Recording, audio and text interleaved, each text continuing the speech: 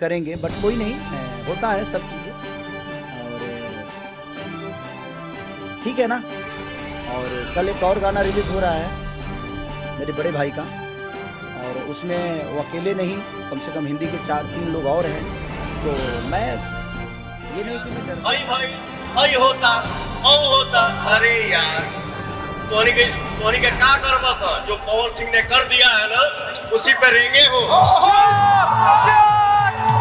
जो पवन सिंह ने किया उसी पे रेंग रहे हो, और जो पवन सिंह करेगा उसी पे रेंगोगे।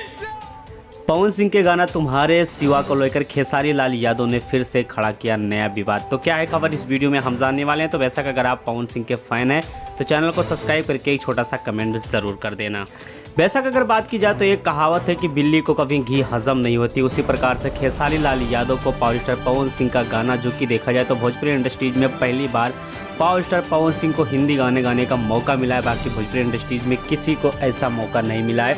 इसी प्रकार से खेसारी लाल यादव को अंदर से बहुत ज़्यादा जलन है, लेकिन ऊपर से पावर स्टार पवन सिंह के गाने का प्रमोट कर रहे हैं। वैसे मैं आपको बता देना चाहता हूं कि खेसारी का गाना भी पावर स्टार पवन सिंह के साथ ही रिलीज किया जाएगा, क्योंकि खेसारी को लगता है कि पावर स्टार पवन सिंह के गाना हिंदी रिमिक्स गाने को फ्लॉप करने के लिए काफ़ी नए पैतरा का आजमा रहे हैं, लेकिन फिर भी वो काम नहीं करेगा।